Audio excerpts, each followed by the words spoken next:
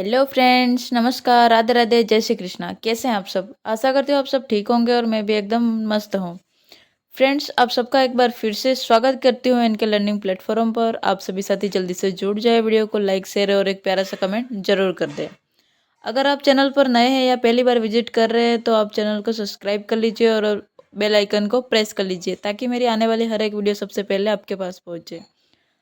दोस्तों, इस चैनल पर आपको तमाम भर्ती अपडेट सही समय पर मिल जाएगी और साथ ही तैयारी भी करवाई जाएगी, तो आप चैनल को सब्सक्राइब कर सकते हैं और सपोर्ट करें। दोस्तों आज अपन बात करने वाले हैं राष्ट्रीय शिक्षा नीति 2020 के बारे में। दोस्तों, आपको पता हो तो ये रीट लेवल फर्स्ट और सेकंड दोनों में नया टॉपिक जोड़ा गया है और इसी के बारे में आज मैं क्लास लेकर के आई हूँ। जो राष्ट्रीय शिक्षा नीति 2020 था, इससे जितने भी महत्वपूर्ण क्वेश्चन बन रहे थे उनको मैंने संग्रहण किया है और आज की क्लास में मैं आपको राष्ट्रीय शिक्षा नीति 2020 से रिलेटेड अति महत्वपूर्ण प्रश्नोत्तरी करवाने वाली हूँ। दोस्तों, आप इस क्लास को पूरा देखें क्योंकि इस क्लास से एक भी क्वेश्चन आपका बाहर नहीं जाएगा और अगर आप क्लास को पूरा देखते हैं तो मैं वादा करती हूँ आपका एक भी क्वेश्चन गलत नहीं होगा। तो दोस्तों, क्लास को पूरा ज़रूर देखना और जुड़े रहे क्लास के अंत तक। शुरुआत करते हैं क्लास की। चलिए फ्रेंड्स, क्लास की शुरुआत करते हैं और देखते हैं आज का अपना टॉपिक है राष्ट्रीय शिक्षा नीति 2020, जिसके अति महत्वपूर्ण प्रश्नोत्तरी की क्लास है। और देखते हैं आज का पहला क्वेश्चन। पढ़ते हैं पहले क्वेश्चन को क्या कह रहा है। नई शिक्षा नीति 2020 किसने तैयार की? यानी कि जो ये नई शिक्षा नीति 2020 है, जो राष्ट्रीय शिक्षा नीति 2020 है, इसको किसने तैयार किया? तो देखते हैं ऑप्शन क्या कह रहे हैं। पहला है कोठारी समिति या केंद्रीय माध्यमिक शिक्षा बोर्ड, या ऑप्शन नंबर 3 है SR रंगनाथन, या चौथा ऑप्शन है के कस्तूरी रंजन समिति। तो इसमें से जो सही आंसर है अपना, जिसने राष्ट्रीय शिक्षा नीति को तैयार किया है, वो है के कस्तूरी रंजन समिति। दोस्तों, कौन सा? ऑप्शन नंबर 4 अपना सही आंसर है, के कस्तूरी रंजन समिति। दोस्तों, इस समिति ने क्या किया है? इस शिक्षा नीति को तैयार किया है। ये जो के कस्तूरी रंजन है, ये कौन है? तो ये इसरो के पूर्व अध्यक्ष हैं और इनकी अध्यक्षता में इस समिति ने क्या किया है? 31 मई 2019 को केंद्रीय मानव संसाधन विकास मंत्रालय को नई शिक्षा नीति का प्रारूप तैयार कर सौंप दिया और केंद्रीय मंत्रिपरिषद ने इस प्रारूप को क्या किया? 29 जुलाई 2020 को अनुमोदित कर दिया। कब कब अनुमोदित किया? 29 जुलाई 2020 को।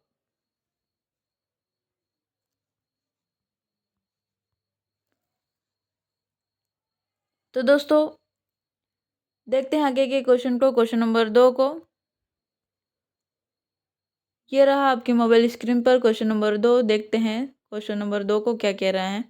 नई शिक्षा नीति स्तंभों पर आधारित है। NEP 2020 में कितने स्तंभ है? यानी कि जो नई शिक्षा नीति है वो क्या है? स्तंभों पर आधारित है और इसमें कितने स्तंभ हैं वो आपको बताना है। तो देखते हैं ऑप्शन क्या कह रहे हैं। ऑप्शन फर्स्ट है 5, ऑप्शन 2 है 4, ऑप्शन 3 है 3, या ऑप्शन 4 है 8। तो इसमें से जो अपना सही आंसर रहेगा, जो अपने स्तंभ है वो कुल कितने हैं? तो वो स्तंभ हैं टोटल 5। ये जो नई शिक्षा नीति है वो 5 स्तंभों पर आधारित है और मैं आपको बता दूं कि वो कौन कौन से स्तंभ हैं। तो पहला स्तंभ है सब तक पहुंच, दूसरा है भागीदारी, तीसरा है गुणवत्ता और चौथा है किफ़ायती और पांचवा है जवाबदेही। इस प्रकार से ये हो गए 5 स्तंभ और ये जो नई शिक्षा नीति है वो 5 स्तंभों पर आधारित है।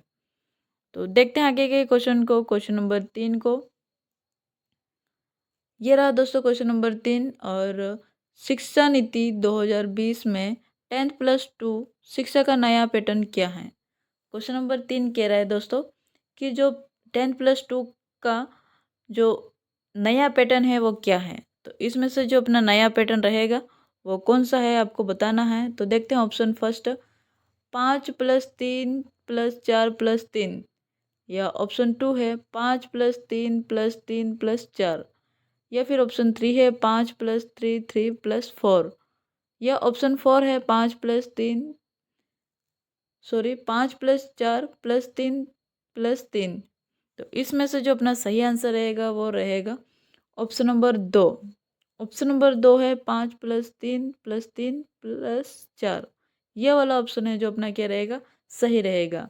यानी कि पहले 10+2 का चलता था, तो अब क्या है, अब कर दिया है ये वाला 5+3+3+4।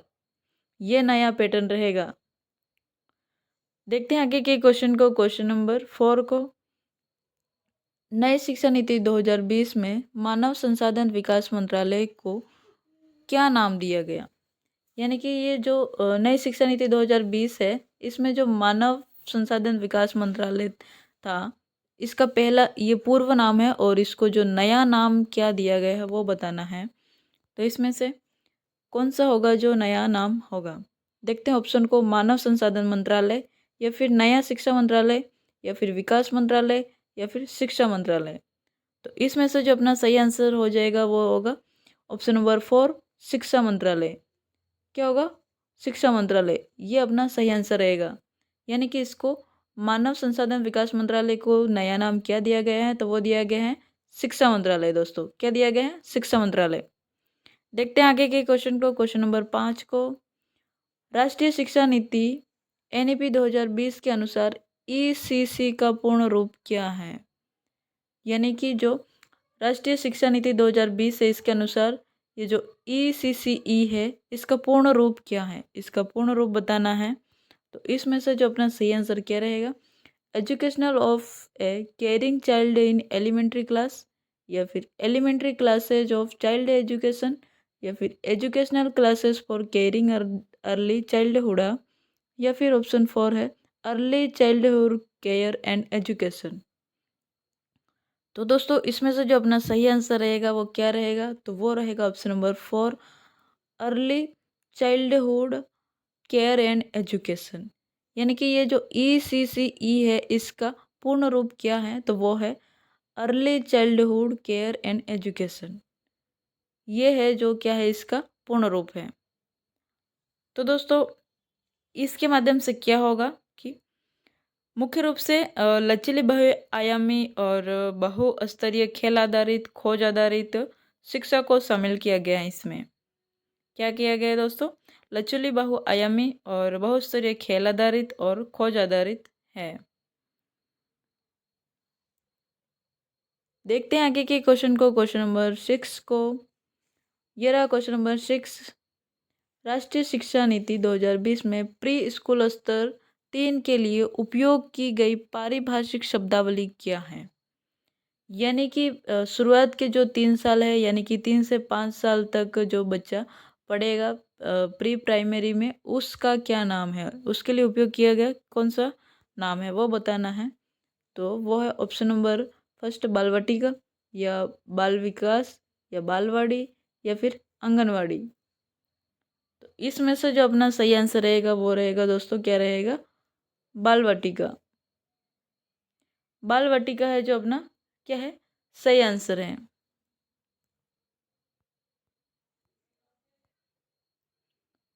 दोस्तों देखते हैं आगे के क्वेश्चन को, क्वेश्चन नंबर 7 को। ये रहा क्वेश्चन नंबर 7, और पढ़ते हैं क्वेश्चन नंबर 7 को। राष्ट्रीय शिक्षा नीति में वंचित वर्ग, वंचित बच्चों की अधिकता वाले क्षेत्रों के स्कूलों में छात्र शिक्षक अनुपात से कम रखा गया है। यानी कि ये कहना चाह रहा है कि जो वंचित वर्ग है, जो बच्चे विद्यालय तक नहीं पहुंच पाते हैं, ऐसे क्षेत्रों में छात्र और शिक्षक का अनुपात क्या रखा गया है? तो वो अपना आंसर क्या होगा वो देखते हैं अपन। ऑप्शन नंबर 30:1, या 4:1, या फिर 20:1, या फिर 25:1। तो दोस्तों इसमें अपन बात करें तो जो अपना सही आंसर रहेगा वो रहेगा ऑप्शन नंबर 4, 25:1। 25:1 अपना क्या रहेगा, सही आंसर रहेगा। दोस्तों बाकी जो प्राथमिक विद्यालय होते हैं, जिसमें मतलब अनिवार्य होता है, वो होता है 30:1। यानी कि बाकी जो प्राथमिक स्कूल होंगे, सभी प्राथमिक स्कूलों में अनिवार्य है, यानी कि 30 छात्र होंगे और एक क्या होंगे, टीचर होगा। लेकिन जो वंचित बच्चे होते हैं, वंचित वर्ग वाले क्षेत्र होता है, उसमें बच्चे मतलब ज़्यादा जुड़ नहीं पाते हैं, तो उसमें क्या किया गया है कि 25:1 रखा गया है। यानी कि छात्र का अनुपात कितना है, 25, और शिक्षक का अनुपात कितना है, 1। तो ये जो वंचित क्षेत्र है उसका ये अनुपात कम रखा गया है, यानी कि वहाँ पर क्या होता है, बच्चे ज़्यादा पहुँच नहीं पाते हैं, तो ऐसे क्षेत्रों में 25 छात्र पर भी एक क्या होगा, टीचर होगा। आपको समझ में आ गया होगा। तो चलते हैं अपन आगे के क्वेश्चन की ओर। क्वेश्चन नंबर 8 पढ़ते हैं। क्वेश्चन नंबर 8 को क्या कह रहा है, राष्ट्रीय शिक्षा नीति 2020 के अनुसार विद्यालय पाठ्यक्रम शिक्षण शास्त्र निम्न में से किस प्रकार का नहीं होना चाहिए। यानी कि जो राष्ट्रीय शिक्षा नीति 2020 है उसके अनुसार विद्यालय पाठ्यक्रम या शिक्षण शास्त्र किस प्रकार का नहीं होना चाहिए। तो किस प्रकार का नहीं होना चाहिए, ऑप्शन है आनंददायी, या फिर तनावयुक्त, या फिर रुचिकर, या एकीकृत। तो दोस्तों इसमें से जो नहीं होना चाहिए वो कौन सा नहीं होना चाहिए, तो वो नहीं होना चाहिए ऑप्शन नंबर 2, तनावयुक्त। दोस्तों विद्यालय का जो पाठ्यक्रम है, जो शिक्षण शास्त्र है, वो कैसा नहीं होना चाहिए, तनावयुक्त नहीं होना चाहिए। कैसा होना चाहिए, आनंददायी होना चाहिए, रुचिकर होना चाहिए और एकीकृत होना चाहिए। लेकिन कैसा नहीं होना चाहिए, तनावयुक्त नहीं होना चाहिए। तो अपना सही आंसर मिल गया। और देखते हैं आगे के क्वेश्चन को, क्वेश्चन नंबर 9 को।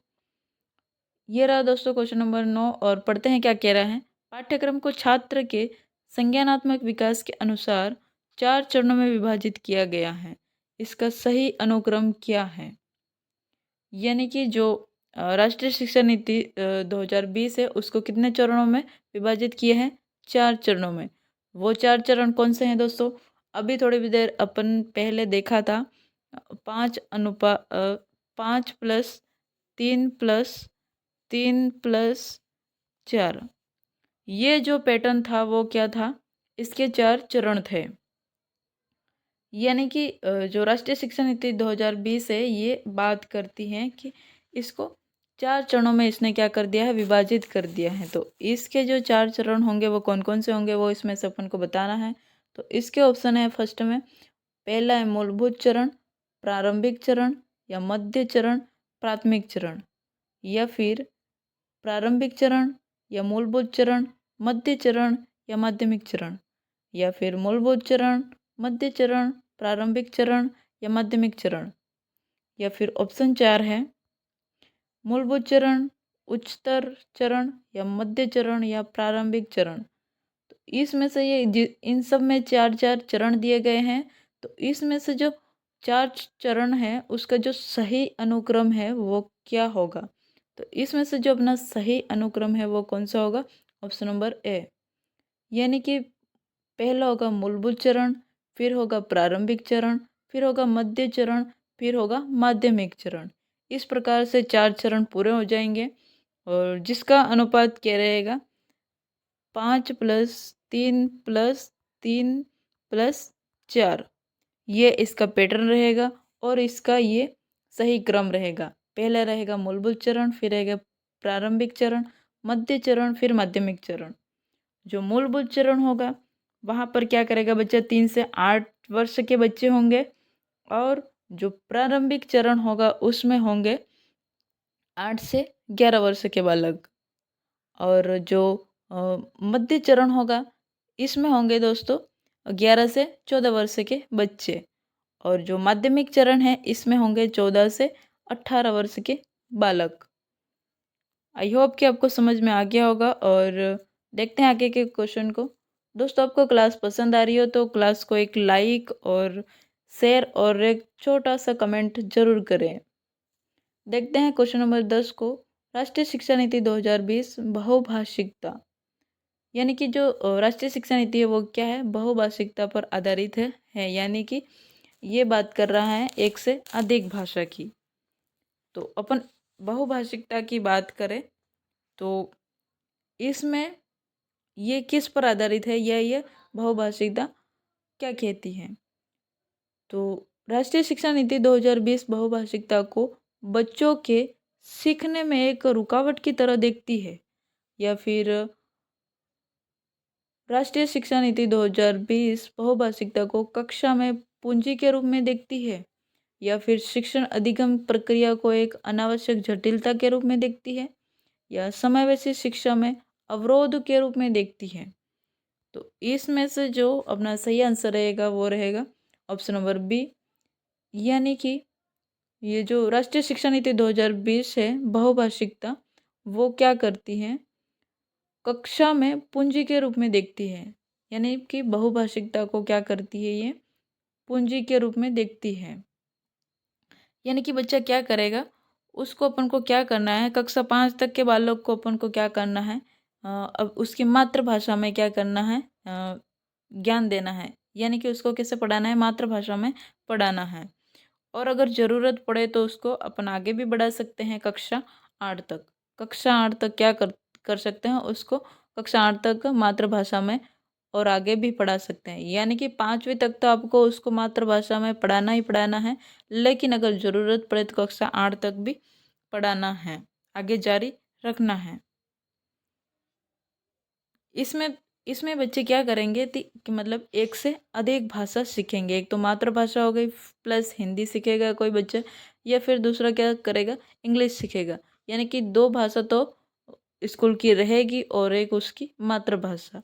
यानी कि यहाँ पर एक से अधिक भाषा सीखने की बात कर रहा है। तो देखते हैं आगे के क्वेश्चन को, क्वेश्चन नंबर 11 को। क्वेश्चन नंबर 11 कह रहा है, राष्ट्रीय शिक्षा नीति 2020 में प्रस्तावित समय 360 डिग्री बहुआयामी उन्नति पत्रों को क्या दर्शाना चाहिए। ये क्वेश्चन है दोस्तों, सीटेट 2022 में आया हुआ है। और इसका जो सही आंसर रहेगा वो क्या रहेगा, अपन देखते हैं।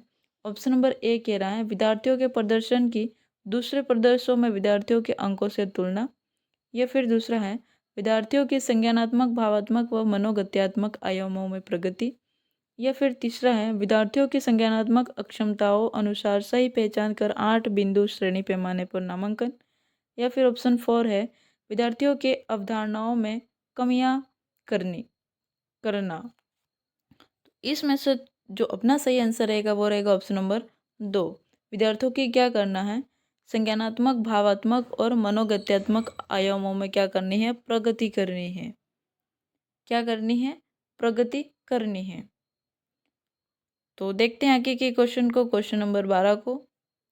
ये रहा क्वेश्चन नंबर 12, राष्ट्रीय शिक्षा नीति 2020 में प्रस्तावित बदलाव हैं। यानी कि जो राष्ट्रीय शिक्षा नीति 2020 है, इसमें क्या बदलाव किया गया है। और ये भी क्वेश्चन सीटेट 2021 में आया हुआ है दोस्तों। और अब आ भी सकता है रीट में, क्योंकि जो आए हुए क्वेश्चन होते हैं उस पर ज़्यादा फोकस किया जाता है। उन्हीं क्वेश्चन को थोड़ा सा बदलाव करके या कभी कभी तो हूबहू भी दे दिया जाता है। तो इसका जो अपना सही आंसर क्या रहेगा, देखते हैं ऑप्शन को। मानकीकरण से लचीलापन, या फिर रचनात्मक मूल्यांकन से योगात्मक मूल्यांकन, या रचनाओं की समझ से परीक्षा के लिए सीखना, या बहुभाषिकता से कठोरता। तो इसमें से जो अपना सही आंसर रहेगा वो रहेगा ऑप्शन नंबर फर्स्ट, मानकीकरण से लचीलापन। यानी कि इसमें ये बदलाव किया गया है, मानकीकरण से लचीलापन। ठीक है, तो देखते हैं आगे के क्वेश्चन को, क्वेश्चन नंबर 13 को। राष्ट्रीय मूल्यांकन केंद्र परख का उद्देश्य है। यानी कि जो मूल्यांकन का केंद्र है परख, इसका उद्देश्य क्या है। तो इसके सही आंसर की बात करें तो देखते हैं ऑप्शन, प्रश्न पत्र सेट करना और परीक्षा आयोजित करना, या मानदंड, मानक और दिशा निर्देश निर्धारित करना, या फिर बोर्ड परीक्षा के लिए प्रश्न पत्र सेट करना, या फिर यूजीसी के लिए प्रश्न सेट करना। तो इसमें से जो अपना फाइनली जो सही आंसर रहेगा वो रहेगा ऑप्शन नंबर 2, मानदंड, मानक और दिशा निर्देश निर्धारित करना। ये क्या है, परख का उद्देश्य है। देखते हैं आगे के क्वेश्चन को, क्वेश्चन नंबर 14 को। एनईपी 2020 के अनुसार स्कूली शिक्षा विभाग के बारे में निम्नलिखित में से कौन से कथन सत्य है। यानी कि ये जो एनईपी 2020 है, इसके बारे में, स्कूली शिक्षा विभाग के बारे में कथन दिए हुए हैं। इसमें से कौन से कथन सही है, सही कथन की क्या करनी है, पहचान करनी है। तो देखते हैं कथनों को क्या कह रहे हैं कथन। यह स्कूली शिक्षा में सर्वोच्च राज्य स्तरीय निकाय है। ऑप्शन 2 है, स्कूली यह स्कूलों के प्रावधानों और संचालन में शामिल होगा। या ऑप्शन 3 है, यह सार्वजनिक शिक्षा प्रणाली के निरंतर सुधार के लिए संपूर्ण निगरानी और नीति निर्माण के लिए जिम्मेदार होगा।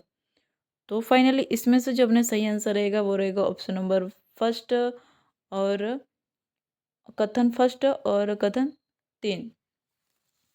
तो नीचे वाले ऑप्शन में अपन देखेंगे इसमें से जो फर्स्ट और 3 ऑप्शन कहाँ पर है, तो वो है थर्ड नंबर पर कथन 1 और 3 सही है।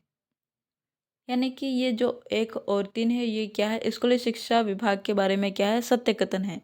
यानी कि ये NEP 2020 क्या करेगा, यह स्कूली शिक्षा में सर्वोच्च राज्य स्तरीय निकाय है और यह सार्वजनिक शिक्षा प्रणाली के निरंतर सुधार के लिए संपूर्ण निगरानी और नीति निर्माण के लिए जिम्मेदार होगा। ये क्या है, सही कथन है। देखते हैं आगे के क्वेश्चन को। क्वेश्चन नंबर 15,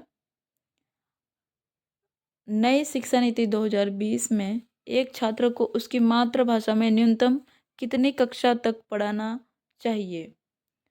यानी कि ये जो नई शिक्षा नीति 2020 है इसके अनुसार एक छात्र को क्या करना है, मातृभाषा में पढ़ाना है। तो उसको कौन सी कक्षा तक, न्यूनतम कितनी कक्षा तक उसको पढ़ाना है, न्यूनतम कितनी कक्षा तक उसको मातृभाषा में पढ़ाना है। तो उसका अपना सही आंसर क्या रहेगा, ऑप्शन के देखते हैं, कक्षा 3 तक या कक्षा 4 तक या कक्षा 5 तक या कक्षा 6 तक। तो दोस्तों ये अपन ने थोड़ी देर पहले देखा है, आई होप को आपको इसका आंसर आएगा, लेकिन मैं आपको बता देती हूँ कक्षा 5 तक ऑप्शन नंबर 3 अपना क्या है, सही आंसर है। न्यूनतम कितनी कक्षा तक पढ़ाना है, कक्षा 5 तक, और अगर ज़रूरत पड़े तो अपन को क्या करना है, कक्षा 8वीं तक भी आगे बढ़ाना है। ठीक है दोस्तों, आपको समझ में आ गया होगा। और ये थे आज के अपने क्लास के टॉप 15 क्वेश्चन। मिलते हैं दोस्तों ऐसी ही नई क्लास के साथ, और तब तक के लिए जय हिंद।